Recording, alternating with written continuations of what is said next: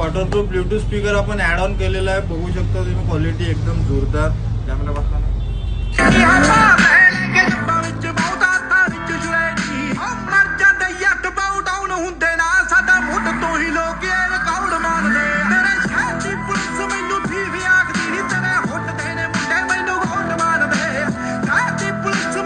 Quality एकदम जोरदार आहे. साऊंड क्वालिटी फुल वॉटरप्रूफ बघू शकता तुम्ही.